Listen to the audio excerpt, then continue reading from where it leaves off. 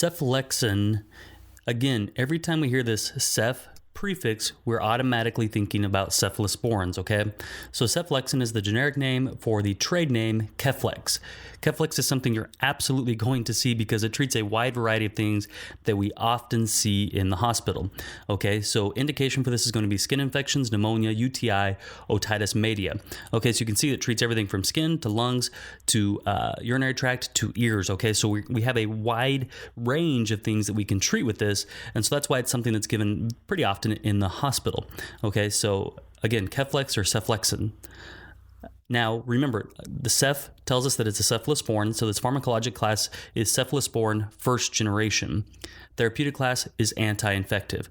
So the way that it works is it's bactericidal, like these other cephalosporins, meaning that it binds to the bacterial cell wall, and this leads to the death of the bacterial cell. So with everything that we already know about cephalosporins and with antibiotics, we know that we need to monitor our patients for cephalosporin allergy as well as penicillin allergy, okay? So it's going to be contraindicated with anyone that has a cephalosporin allergy or penicillin allergy. We really want to assess our patients, ask them prior to giving this medication if they've ever had any sort of reaction to penicillin or cephalosporin. And the reason for this is because these drugs can lead to anaphylaxis, okay? And this anaphylactic reaction is very severe, can cut off their respirations, and it can lead to dramatic reactions to the patient. So it can lead to seizures, pseudomembranous colitis or C. diff, diarrhea, and phlebitis at the IV site. So we really want to have an open IV site, something that we can monitor and assess for any sort of phlebitis. Okay. Again, assess for infection or allergies to any sorts of these medications. Obtain cultures prior to therapy.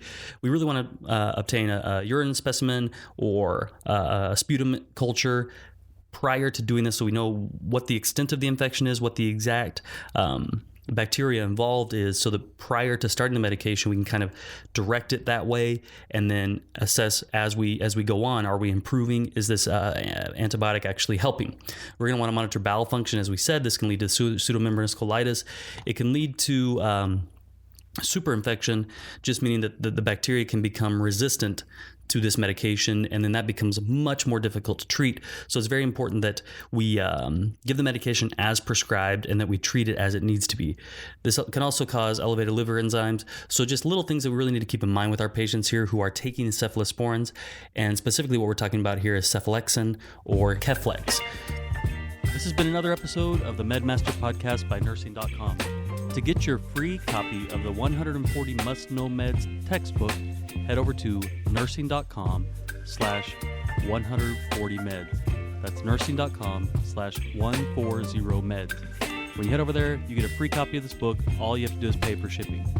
We love you guys. Now go out and be your best self today. Happy nursing.